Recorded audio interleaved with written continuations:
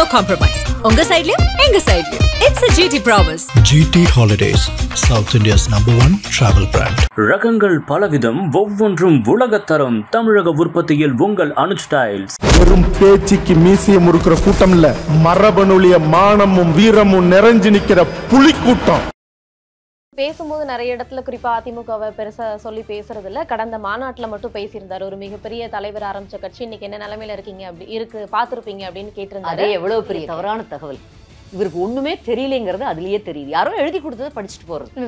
அதிமுக எவ்வளவு வலிமையாக பொதுச் செயலாளர் கூட இருக்கு அப்படிங்கிறது ஒரு இரண்டாக பிளவுபட்டு இருக்கிறதுனால அவர் அந்த கேள்வி இரண்டா பிளவுபட்டு இருக்கு. நீங்க தான் ஊடகத்துல திரும்ப திரும்ப சொல்றீங்க. மைத்ரேன் அவர்களும் வெளியில வந்துட்டாரு, அன்வர் ராஜா அவர்களும் வெளியில வந்துட்டாங்க. வெளியில வந்து இல்லாம அவங்க திமுகவுல போய் சேர்றாங்க அப்படின்னும் போது கட்சியில என்ன ஒரு சூழல் இருக்குன்னு மக்கள் கிட்ட ஒரு கேள்வி. இது வந்து நீங்க கேக்குறது நியாயமா? இப்ப மறுபடியும் மயிலாப்பூர் சீட் கிடைக்காதுன்னு அனுமானிச்சிருக்காருன்னு நினைக்கிறேன். அதனால போயிருக்காரு. முழுக்க முழுக்க சுயநலம். திமுக தான் எங்க ஆட்களை வர வச்சு அவங்களுக்கு பதவி கொடுத்து, அவங்களுக்கு எம்எல்ஏ சீட் கொடுத்து, அவங்களை அமைச்சராக்கி எல்லாமே கிட்டத்தட்ட எங்க ஆட்கள் தானே அவங்க அமைச்சரவையில நிறைஞ்சிருக்காங்க. அதிமுக இருந்து போனவங்க தான். அவங்க பண்றதுனால பாக்குறப்ப இவங்களுக்கு ஒரு ஆசை வருது, ஒருவேளை நமக்கும் அப்படி கிடைச்சிருமோ என்னமோ. ஆனா அவங்க ஒன்ன மறந்துட்டாங்க, திமுக இனி ஆட்சி அமைக்கவே போறதில்லைங்கிற. அம்மா வந்து அவர் அமைச்சரவையில இருந்து எடுத்துட்டாங்க. வந்து எங்கள் பொதுச் செயலாளர் எடப்பாடியார் அவர்கள் தான் திரும்ப கூப்பிட்டு அவருக்கு அமைச்சர் பதவி கொடுத்தாங்க. அது கூட இல்லாம உங்களுக்கு லோக்கல்ல பிரச்சனை இருக்கு அப்படின்னா அவரால் ஓரங்கட்டப்பட்டவர்கள், அவரால் பழிவாங்கப்பட்டவர்கள் அந்த பகுதியில் எத்தனை பேர் இருக்காங்க தெரியுமா? இப்ப எல்லாரும் ஒருத்தர் வந்து அண்ணா பார்த்து சேர்ந்துகிட்டு இருக்காங்க. செங்கோட்டையன் அப்படி போறாரு, ஆஹா அல்டிமேட்டம் பண்ணிட்டாரு, இத்தனாம் தேதி என்ன போகுது. நீங்க லெப்ட் ஹேண்டில் இல்ல, லெப்ட் ஹேண்ட் சுண்டு வரல ஹேண்டில் பண்ணிட்டு போயிட்டே இருக்காரு. எங்கள் அண்ணனுடைய உறுதியான நிலைப்பாடு. தினம் ரெட்ட நாக்கெல்லாம் கிடையாது. ஓபிஎஸ் சொன்ன மாதிரி எங்க அண்ணனுக்கு ஒரே சொல், ஒரே வார்த்தை, சூழ்நிலையை அனுசரிச்சு முடிவெடுக்கிறோம். திடமான முடிவுகள். அதுதான் எடப்பாடியார். ஒரு கெட்ட பேர் வாங்கி கொடுத்தாரு அம்மாவுக்கு. அம்மாவுடைய இடத்தில் அமர்ந்தவர். அப்படி ஒரு தர்ம சங்கடமான மிக கடினமான சூழலில் அந்த சேர்ல உட்கார்ந்தவங்க. அந்த நாற்காலி சாதாரணமான நாற்காலி அல்ல, முதலமைச்சர் நாற்காலி. ஒரு சின்ன சர்க்கிள், ஒரு சின்ன கெட்ட பேர். தாய் 8 அடி பாய்ந்தால் குட்டி 16 அடி பாயும்பார்களே, அந்த மாதிரி நல்ல பேர் வாங்கினாங்க. Real life hero, real hero எங்கள் எடப்பாடியார். ரியல் ஹீரோவையே கொண்டாடுற மனநிலை. உண்மையிலேயே நமக்காக யார் பாடுபடுறா அதை பார்க்கணும், இளைஞர்களும் பார்க்கணும். விழா நடந்துச்சு இளையராஜா அவர்களுக்கு. அந்த வரிசையை நீங்க பாத்திருப்பீங்க. முன்னாடி உதயநிதி ஸ்டாலின் இருந்திருப்பாரு, அவங்க ஒய்ஃப் இருந்திருப்பாங்க, அதுக்கப்புறம் இன்பநிதி இருந்திருப்பாரு, இன்பநிதிக்கு பக்கத்துல வைகோ இருந்திருப்பாரு. அடுத்த வாரிசு அவங்க உருவாக்கிட்டு இருக்காங்கிறது இங்க எல்லாருக்குமே தெரியும். எப்படி முக ஸ்டாலின் அவர்களை உருவாக்குனாங்களோ முதல்வரை, அப்புறம் அடுத்து உதயநிதியை எப்படி துணை முதல்வர் வரைக்கும் கொண்டு வந்துட்டாங்களோ, அப்படியே அடுத்த தலைமுறைக்கும் துண்ட போட்டு வச்சுட்டாங்க. திமுக உடன்பிறப்புக்கு இதை விட கேவலம் ஒண்ணும் இல்லை. நான் திமுக காரன்னு சொல்லிக்கிட்டு கவலையா இருக்கு. என்ன சொல்றது? நம்ம இதையும் ஏற்றுக்கொண்டு நாங்க இன்பநிதிக்கும் கால் பிடிப்போம்னு ஒருத்தர் சொன்னார், ஒரு எம்எல்ஏவோ யாரோ தெரியுமா.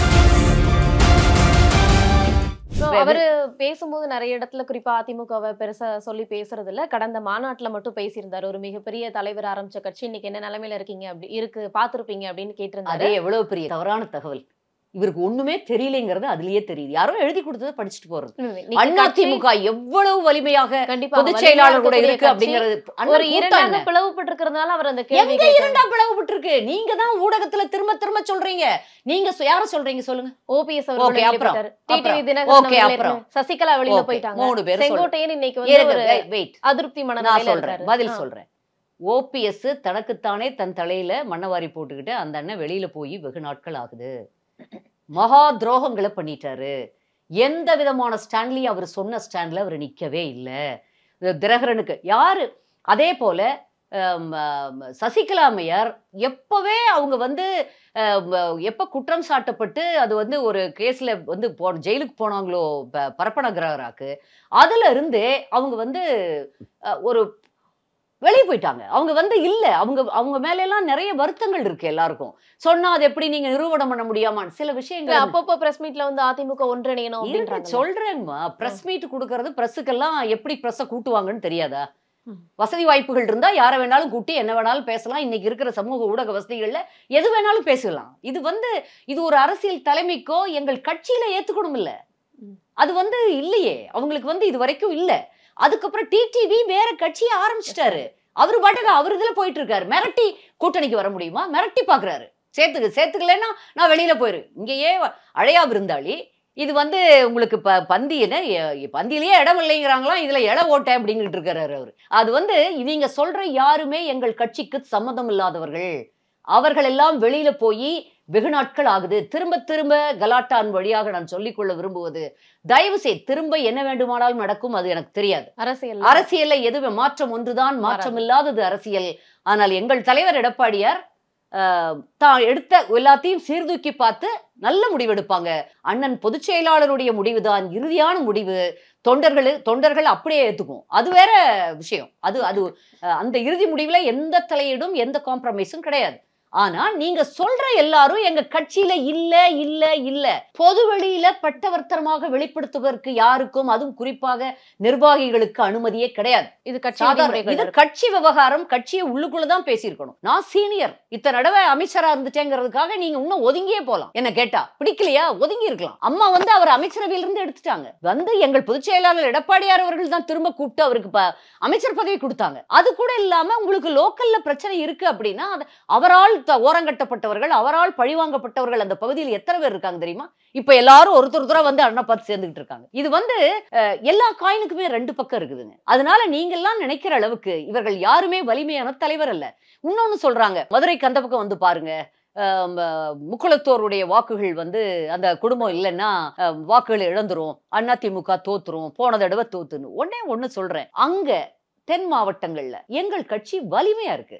கிளைக்கழகத்திலிருந்து அத்தனை உறுப்பினர்களும் யாரும் வெளியிலாம் போகல, எல்லாரும் அதிமுக தான் இருக்கிறாங்க. கொஞ்சம் பேர் வேணா போயிருப்பாங்களா டிடிவி கூட எனக்கு தெரியல. அப்படியே கட்சி இருக்கிறப்ப அங்க நிர்வாகிகள் இருக்காங்க.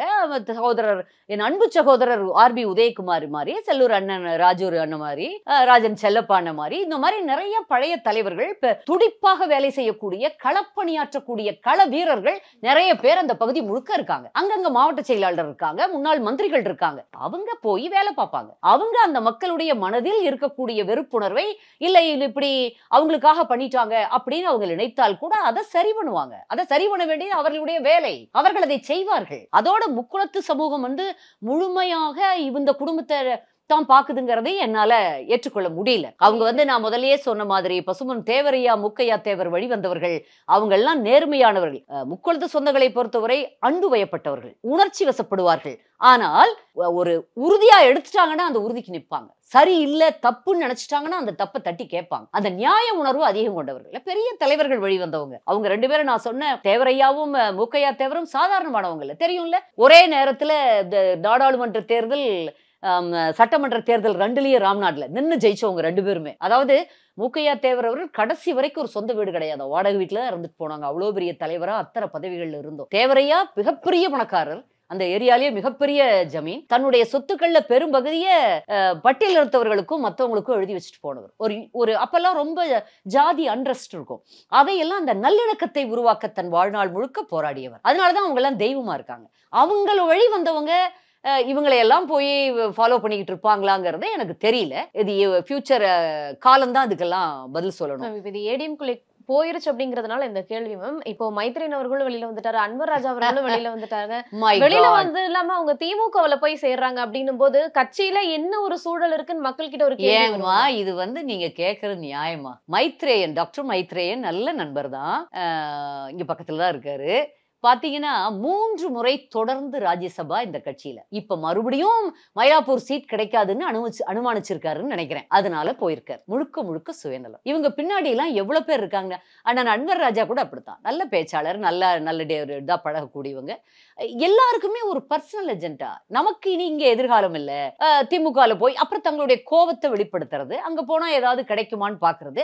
அதான் திமுக தான் எப்போ எங்க ஆட்களை வர வச்சு வெளியில இதை சொல்லிடுறேன். திமுக தான் எங்க ஆட்களை வர வச்சு அவங்களுக்கு பதவி கொடுத்து, அவங்களுக்கு எம்எல்ஏ சீட் கொடுத்து, அவங்களை அமைச்சராக்கி எல்லாமே கிட்டத்தட்ட எங்க ஆட்கள் தானே அவங்க அமைச்சரவையில நிறைஞ்சிருக்காங்க. அதிமுக இருந்து போனவங்க தான். அவங்க பண்றதுனால பாக்குறப்ப இவங்களுக்கு ஒரு ஆசை வருது, ஒருவேளை நமக்கும் அப்படி கிடைச்சிருமோ என்னமோ. ஆனா அவங்க ஒன்ன மறந்துட்டாங்க, திமுக இனி ஆட்சி அமைக்கவே போறது இல்லைங்கிறத. இவங்க ரெண்டு பேருமே வெளியில வரும்போது பாஜகவோட கூட்டணி வச்சதுதான் ஒரு காரணம். முக்கியமா இவங்களோட, அதாவது அதிமுகவுடைய மொத்த முடிவெடுக்கக்கூடிய உரிமையும் டெல்லியில தான் இருக்குது. அதனாலதான் வெளியில வர பிரஸ் மீட் கொடுக்குறாங்க. மைத்ரேயன் அவர்கள் பிரஸ் மீட் கொடுத்தாங்க. மைத்ரேயன் அப்படி சொன்னாரா? பிரஸ் மீட்ல வெளியில வந்த இடம் எது தெரியுமா? அவர் பாஜக திருப்பி பிஜேபிக்கு தான் போயிட்டு இங்க வந்தாரு. திருப்பி என்ன திடீர்னு இல்ல அவர் இது அன்வர் ராஜா சொல்லியிருந்தா கூட நான் ஓரளவுக்கு அதை ஏதாவது ஏற்றுக்கொள்ளலாம். மைத்ரேயன் சொன்னாருன்னு சொல்றது எனக்கு ரொம்ப ஆச்சரியமா இருக்கு. இது முடிவெடுக்கிற அதிகாரம் முழுக்க முழுக்க எங்கள் எடப்பாடியாரிடம் தான் இருக்கிறது. ஆனா அந்த ஒவ்வொரு முறையும் இப்போ நீங்க செங்கோட்டையன் அப்படி போறாரு, ஆஹா அல்டிமேட்டம் பண்ணிட்டாரு, இத்தனாம் தேதி என்ன போகுது, நீங்க லெப்ட் ஹேண்டில் இல்ல, லெப்ட் ஹேண்ட் சுண்டு வரல ஹேண்டில் பண்ணிட்டு போயிட்டே இருக்காரு. லெப்ட் ஹேண்ட் சுண்டு வரல. எங்கள் அண்ணனுடைய உறுதியான நிலைப்பாடு, தினம் ரெட்ட நாக்கெல்லாம் கிடையாது. ஓபிஎஸ் சொன்ன மாதிரி எங்க அண்ணனுக்கு ஒரே சொல், ஒரே வார்த்தை, சூழ்நிலையை அனுசரிச்சு முடிவெடுக்கிறது, திடமான முடிவுகள். அதுதான் எடப்பாடியார். உறுதியான முடிவுகள், எல்லா நலன்களையும் கூட்டி கழிச்சு பார்த்து எடுக்கக்கூடிய முடிவுகள். யாரை பத்தியாவது ஏதாவது தேவையில்லாம பேசுறாரு, ஒரு லூஸ் டாக், லூஸ் கமெண்ட்ஸ் இல்லையா, ஏதாவது பேசுறாரு. அவர் ஒரு இண்டிவிஜுவல் பர்சனாகவே நான் இவ்வளவு நாள் பார்த்ததில் நிச்சயமாக அண்ணன் எடப்பாடியாரிடம் மிகப்பெரிய ஒரு தரமான குவாலிட்டிஸ் இருக்கு. நம்ம விவசாயிகள் சங்க மீட்டிங்ல ஸ்டாலின் அனுப்பிச்சாருன்னு டெய்லி எல்லாம் வருவாங்க. ஒரே ஒரு நாள் இவர் மட்டும் இட்லி வாங்கி கொடுத்தாரு. யாரு, நம்ம திருச்சி சிவா மட்டும் ஒரே ஒரு நாள் இட்லி வாங்கி கொடுத்தாரு. 141 நாள் எங்களுக்கு தினமும் பழங்கள் மட்டும் 40-50 லட்சத்துக்கு வாங்கி அனுப்பியவர் புரட்சி தமிழர் எடப்பாடியார் அவர்கள் தான். எங்களுக்கே தெரியாது, எங்களுக்கே யாருக்கும் தெரியாது. வலக்கை கொடுப்பதை இடக்கை கூட தெரியாமல் ஒரு உதவி செய்யறவன் தான் பண்பானவன், தரமானவன், நல்ல குடும்பத்தில் பிறந்தவன். அது எங்கள் அண்ணன் இருக்கிறார். எவ்வளவு பேர் உண்மையிலே நான் ரொம்ப தரமானவர். எடப்பாடி பழனிசாமி தலைமையிலான அதிமுக கட்சி எப்படி இருக்குது? இந்த நான் முதல்ல இருந்து சொல்லிட்டு இருக்கிறேன், நல்ல நிலைத்தன்மையோட இருக்குது. நான் பொய் சொல்ல மாட்டேன். நான் என்னுடைய கட்சியின் செய்தி தொடர்பாளர்னா கூட இல்லாததை இருப்பதை போலவோ மிகைப்படுத்தியோ பேசக்கூடியவள் அல்ல.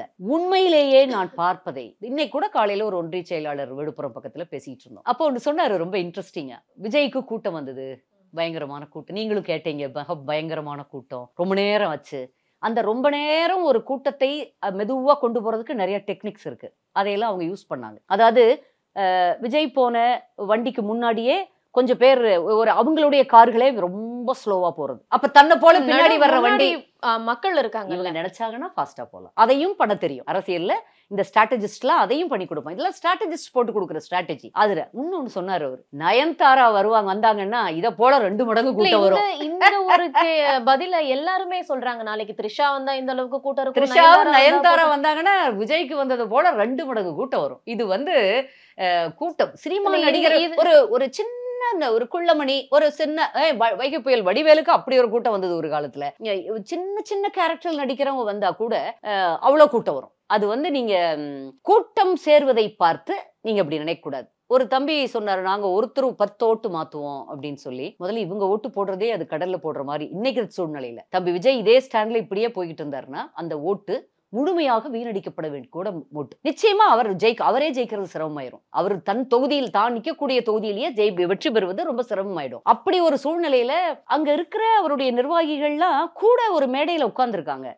யாரு ஒரு நம்பிக்கைக்குரியவளா இருக்கா? யார் பேசுவது இல்லை, அவர்களுடைய வாழ்க்கை, அவர்களுடைய பின்புலம் தம்பி விஜய் கூட தான். யாரு சொல்லிக்கிறாப்புல இருக்கா? இங்க பாக்குறீங்க யாரெல்லாம் இருக்கா? இன்னும் நான் சொல்ல போனா அது இன்னும் உண்மையை சொல்றாங்கம்பாங்க. மாஃபியாக்களை கூட வச்சிட்டு இருக்காரு, அப்பட்டமான மாஃபியாக்கள். அவங்கள முன்னிறுத்திக்க துடிக்கிறாங்க. இப்ப சசிகலாமாவை சொல்றீங்க, டிடிவி சொல்றீங்க, ஓபிஎஸ் அவங்க அப்படியே அம்மா கூட இருந்து நிழலாகவே இருந்து பழகிட்டார். 30 வருஷம் நிழலாகவே பயணிச்சல தானே நிஜம்னு நினைச்சிட்டாங்க.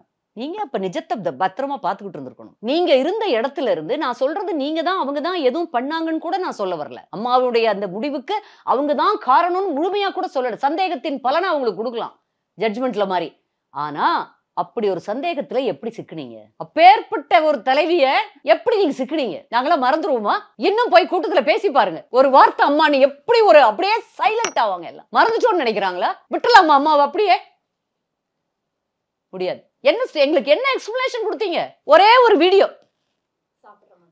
ஜூஸ் ரோபோ மாதிரி, அப்படி ஒரு ஷாபியா, அப்படி ஒரு கட்டல், அம்மாவுடைய இமேஜே புரட்டி போடுற மாதிரி அதை போட்டாங்களா? அதனால அவங்க நம்ம பார்த்துக்கிட்டோமா? ஏன்னா எல்லாத்துக்கும் சரியில்லைங்கம்மா. அவங்களே புரிஞ்சுக்கணும். சசிகலா அம்மா ராஜமாதா மாதிரி இந்த கட்சிக்கு வழி நடத்திக்கிட்டு அன்பா எல்லாரும் போவோம், எல்லாரும் அம்மா கூட இருந்தாங்களே, அந்த ஒரு இன்னசென்ட் கட்சிங்க இது. திமுக மாதிரி இல்ல. அண்ணா திமுக பீப்புள் உண்மையிலேயே நீங்க எங்க தொண்டர்கள்ட்ட ஒரு உணர்ச்சி ரொம்ப பிரியம். அதை கூட அம்மாவுக்கு கட்டுப்பட்டு இருந்தனால அதை கூட வெளியில சொல்றதுக்கு எல்லாரும் யோசனை பண்ணுவாங்க. ஆனா மறைந்த எங்கள் தலைவி மேல நாங்க வச்சிருக்கிற பாசம் சாதாரணம் இல்லை. நீங்க அதை குறைத்து மதிப்பிட்டு 7-8 வருஷம் ஆச்சு அதனால எல்லாம் மறந்துருப்பாங்கன்னு நினைச்சீங்கன்னா அது தப்பு இல்லை. நாங்க எப்படி ஏத்துக்க முடியும்? அறிவுள்ளவளாக என்னால் ஏற்றுக்கொள்ள முடியும். நாளை என்ன நடக்கும்னு எனக்கு தெரியாது. ஆனா தவறு இல்லையா? எடப்பாடியார் அம்மாவின் கட்சி, அம்மாவுடைய லெகசிய சரியா பயன்படுத்துறாரு. ஒரு கெட்ட பேர் வாங்கி கொடுத்தாரு அம்மாவுக்கு. அம்மாவுடைய இடத்தில் அமர்ந்தவர் அப்படி ஒரு தர்ம சங்கடமான மிக கடினமான சூழலில் அந்த சேர்ல உட்கார்ந்தவங்க. அந்த நாற்காலி சாதாரணமான நாற்காலி அல்ல, முதலமைச்சர் நாற்காலி. ஒரு சின்ன சர்க்கிள், ஒரு சின்ன கெட்ட பேர். தாய் 8 அடி பாய்ந்தால் குட்டி 16 அடி பாயும்பார்களே, அந்த மாதிரி நல்ல பேர் வாங்கினார். எங்க அம்மாவுடைய ஆன்மா வாழ்த்து மன்னனை நான் நம்புறேன். ஆன்மாலாம் இருக்குன்னு. புரட்சி தலைவருடைய ஆத்மாவும் எங்களை வழிநடத்தும். எங்கள் அண்ணனை அவர் கூட இருக்கும். அன்னைக்கு கூட திருவண்ணாமலையில ஒரு கூட்டத்துக்கு போறப்போ ஒரு பெரிய பேனர் ஒண்ணு அப்படி சாஞ்சிருச்சு. ஒரு செகண்ட்ஸ்ல அண்ணன் தப்பிச்சார். பயமா இருந்தது. இதெல்லாம் வேண்டு பண்றாங்களா? வேண்டே கூட பண்ணியிருந்தா இயற்கையாவும் நடந்திருக்கலாம். அப்படிப்பட்ட சூழலில் தான் ஒவ்வொரு ஊராக போய் பார்த்து கொண்டிருக்கிறார். கூட்டம் நீங்களே, எங்க பொதுச் செயலாளருக்கு வராத கூட்டமா? இவங்களுக்கு வர்ற கூட்டம் ஒட்டுமொத்த தமிழகத்தையும் சேர்த்த கூட்டம். தமிழகம் முழுமையான கூட்டம் வந்து அங்க எல்லா ரசிகர்களும், ஒவ்வொரு மாவட்ட அளவுல இருக்கிற எல்லா ரசிகர்கள் வந்து குழுமன கூட்டம் அது. அந்த கூட்டமே அப்படியே போகுது. எங்களுக்கு அப்படி இல்லை. எங்க நடக்கு அந்தந்த பகுதியில் இருக்கிற கூட்டம் அவ்வளவு கூட்டம். காசு கொடுத்து கூட்டாங்கன்னா அந்த கூட்டம் 11 மணி வரைக்கும் நிக்காதுமா. குழந்தை குட்டியோட வராது. அந்த உணர்ச்சி வசப்பட்டு வந்து பேசாது. அண்ணன் எடப்பாடியாரை முழுமையாக தமிழக மக்கள் நம்புகிறார்கள். அவருடைய ஆட்சி வேண்டும் என்று தமிழக மக்கள் மனதில் தீர்மானித்து விட்டார்கள். எப்போ தாங்கள் தீர்மானித்ததை ஒட்டுமொத்தமாக கன்னியாகுமரியிலிருந்து, கிராமங்களிலிருந்து, நகரம், சென்னை மாநகர் வரை, கோயம்புத்தூர் வரை எல்லாரும் ஒன்றை போல வாக்களிப்பது நமது பழக்கம், நம்மளுடைய வாக்காளர்களுடைய பழக்கம். வெயிட் பண்ணி பாருங்க. மீண்டும் அண்ணன் எடப்பாடியாருடைய ஆட்சி, அதிமுக ஆட்சி அமையும். தமிழகத்தின் புறக்கணிக்கப்பட்ட அத்தனை மக்களுக்கான பிரச்சனைகள் எல்லாம் சரி செய்யப்படும். Real life hero, real hero எங்கள் எடப்பாடியார். ரியல் ஹீரோவையே கொண்டாடுற மனநிலை. உண்மையிலேயே நமக்காக யார் பாடுபடுறா அதை பார்க்கணும். இளைஞர்களும் பார்க்கணும். வெறும் அதாவது இளைஞர்களை வழி நடத்துறதுக்கு இன்னைக்கு தவறான பிம்பங்களே உருவாக்கப்படுது. அதனாலதான் திமுகல பாருங்க, தம்பி உதயநிதி கூட நடிக்க வச்சாங்க. சினிமாவில் நடிக்க வச்சு அப்பதான் பிரபலியம் வரும். அந்த குடும்பம் எப்பவுமே அப்படித்தான். அந்த காலத்துல நமது முதல்வர் ஸ்டாலின் கூட சீரியல் ஆக்டரா இருந்தார். அதுவும் குறிஞ்சி மலர். நீங்க பாத்திருக்கீங்களா? குறிஞ்சி மலர்னு அந்த ஹீரோ வந்து நான் பார்த்தசாரதியோடது அந்த நாவல் ஃபுல்லா படிச்சிருக்கேன். அவ்வளோ நல்ல கேரக்டர் அந்த அரவிந்தன்கிற கேரக்டர். அந்த கேரக்டரா நடிச்சாருன்னு சொல்லுவாங்க. அதனால எல்லாம் அவங்க வர்ற வழியே அப்படித்தான். சினிமால இருந்து அப்படி வந்து இந்த கேள்வி கேட்டனால ஒரு கேள்வி கேட்கிறேன். முப்பெரும் அந்த விழா நடந்துச்சு இளையராஜா அவர்களுக்கு. அந்த வரிசையை நீங்க பாத்திருப்பீங்க. முன்னாடி ரோவ உதயநிதி ஸ்டாலின் இருந்திருப்பாரு, அவங்க ஒய்ஃப் இருந்திருப்பாங்க, அதுக்கப்புறம் இன்பநிதி இருந்திருப்பாரு, இன்பநிதிக்கு பக்கத்துல வைகோ இருந்திருப்பாரு. அந்த ரோவை நீங்க எப்படி பாக்குறீங்க? இப்பவே முன்னிலைப்படுத்துறாங்களா இன்பநிதிய? அதாவது ஒரு சினிமா ஃபங்க்ஷன், ஒரு ரெட் ஜெயின் மூவிஸோட எம்டிஓ இல்ல சிஇஓன்னு நினைக்கிறேன். அது ஏதாவது ஒரு அது சினிமா குடும்பம். அது சினிமான்னா ரொம்ப உருகிற குடும்பம். அதனால கூட்டிட்டு வந்திருப்பாங்க. சின்ன பையன் வரேன்னு சொல்லியிருந்தா கூட்டிட்டு வந்திருப்பாங்க. ஆனா அடுத்த வாரிசு அவங்க உருவாக்கிட்டு இருக்காங்கிறது இங்க எல்லாருக்குமே தெரியும். எப்படி மு.க. ஸ்டாலின் அவர்களை உருவாக்குனாங்களோ முதல்வரை, அப்புறம் அடுத்து உதயநிதியை எப்படி துணை முதல்வர் வரைக்கும் கொண்டு வந்துட்டாங்களோ, அப்படியே அடுத்த தலைமுறைக்கும் துண்டை போட்டு வச்சுட்டாங்க. திமுக உடன்பிறப்புக்கு இதை விட கேவலம் ஒண்ணும் இல்லை. நான் திமுக காரன்னு சொல்லிக்கிட்டு கவலையா இருக்கு. என்ன சொல்றது? நம்ம இதையும் ஏற்றுக்கொண்டு நாங்க இன்பநிதிக்கும் கால் பிடிப்போம்னு ஒருத்தர் சொன்னார். ஒரு எம்எல்ஏவோ யாரோ தெரியுமா? பிரஸ் மீட்ல ஓப்பனா சொன்னார். இவங்க சுயமரியாதையை பத்தி பேசுறாங்க. அப்புறம் நீங்க முதல்லயே ஒண்ணு கேட்டீங்க, அதாவது டெல்லியில தான் முடிவு எடுக்கிறாங்க. முடிவு டெல்லியில எடுத்தாங்க. டெல்லியில எடுக்கக்கூடிய முடிவுதான் என்ன முடிவு? டெல்லியில பிஜேபிக்கு முடிவெடுப்பாங்க. எங்க அண்ணன் சொல்றதை முடிவெடுத்து அறிவிப்பாங்க. முடிவெடுக்கிற அதிகாரம் முழுமையாக இந்த கூட்டணியை பொறுத்தவரை, தமிழ்நாட்டை பொறுத்தவரை எங்கள் எடப்பாடியாரிடம் இருக்கிறது, எங்கள் பொதுச் செயலாளரிடம் இருக்கிறது. அதுல வந்து எந்த மாற்று கருத்தும் யாருக்கும் வேண்டாம். அதே மாதிரி திரும்ப திரும்ப மீடியாக்கள் சொல்வதை போல அந்த குறிப்பிட்ட 3 பேர் இப்போ அவர் செங்கோட்டையனும் சேர்ந்து நிச்சயமாக அவர்கள் இன்னும் செங்கோட்டையன் சார் வந்து இன்னும் எங்க கட்சியில் தான் இருக்காரு. இன்னும் அண்ணன் அவரை வெளியேற்ற பொறுப்புகள் இருந்துதான் நிக்கிருக்காங்க. மற்ற 3 பேருக்கும் எங்களுக்கும் எந்த சம்பந்தமும் இல்லை. வரணும்னா ஓபிஎஸ் ஒரு கேஸ் போட்டிருக்காரு தெரியுமா, ஒரு வழக்கு. இன்னும் அவர் பையனும் உச்ச நீதிமன்றத்துல இந்த பொது ஒருங்கிணைப்பாளர் பொதுச் செயலாளர் பத்தி ஒரு கேஸ் இருக்கு. அதை வந்து வாபஸ் வாங்கினீங்களா? அடுத்து டிடிவி தினகரன் கட்சியை கம்ப்ளீட்டா கலைச்சிட்டு எந்த நிபந்தனையும் இன்றி எடப்பாடி பழனிசாமி அவர்களை தலைவராக ஏற்றுக்கொள்கிறேன்னு சொல்லிட்டு வருவார முடியுமா? என்ன எகத்தாலும் பேசுறீங்க வெளியில இருந்துகிட்டே. அதிமுக ஒருங்கிணைக்கணும், அதிமுக நல்லா இருக்கணும், அதிமுக திரும்ப ஆட்சி அமைக்கணும், அதுக்காகத்தான் நாங்கெல்லாம் பாடுபடுறோம் சொல்றீங்களே. முதல்ல அந்த வழக்குகள் இருந்து வெளியே வாபஸ் வாங்குங்க. இவர் கட்சியை விட்டுட்டு முழுக்க உங்களுடைய தொண்டர்களை அதிமுகவில் சேர்த்துங்க. சசிகலா அம்மா எந்த நிபந்தனையும் இல்லாம என்னை ஃபாலோ பண்ணக்கூடிய கொஞ்சம் பேர் இருந்தா அவங்க எல்லாரும் அதிமுக வேலை பாருங்க, அதிமுகவுக்கு வாக்களிங்க அப்படின்னு சொல்லட்டும். மனசுல எந்த கள்ளமும் இல்லாம ஒரு கள்ளங்கவிடம் இல்லாம அவங்க சொன்னாங்கன்னா அப்புறம் தொண்டர்களுக்கு இவங்களுக்கும் ஒரு வேளை உண்மையிலேயே அவங்க நினைக்கிறாங்களோங்கிற ஒரு பிரியம் வரும். No compromise. உங்க சைடுலயும் எங்க சைடுலயும். It's a GT promise. GT Holidays, South India's #1 travel brand. ரகங்கள் பலவிதம், ஒவ்வொன்றும் உலகத்தரம். தமிழக உற்பத்தியில் உங்கள் அனுஜ் ஸ்டைல்ஸ். வெறும் பேச்சுக்கு மீசிய முறுக்கிற கூட்டம் இல்ல, மரபணுலிய மானமும் வீரமும் நிறைஞ்சு நிக்கிற புலி கூட்டம்.